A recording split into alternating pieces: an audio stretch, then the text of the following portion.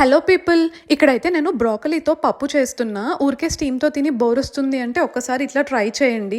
And నాకు ఈ taste తెలియనప్పుడు అనుకునేదాన్ని, అబ్బా బ్రోకలీతో పప్పు ఏం బాగుంటుంది, ఎలా తింటారు అని.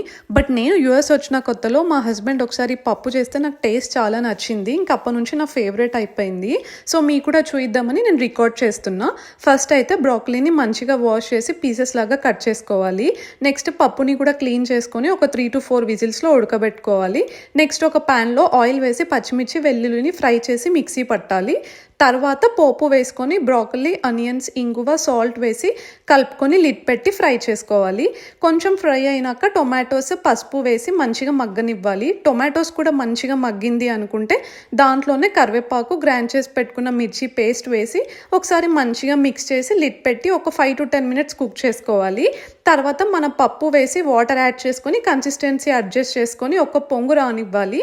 అండ్ లాస్ట్లో కొంచెం ధనియా పౌడర్, జీలకర్ర మెంతుల పౌడర్, కొత్తిమీర వేస్తే మన బ్రోకలీ పప్పు రెడీ అయినట్టే.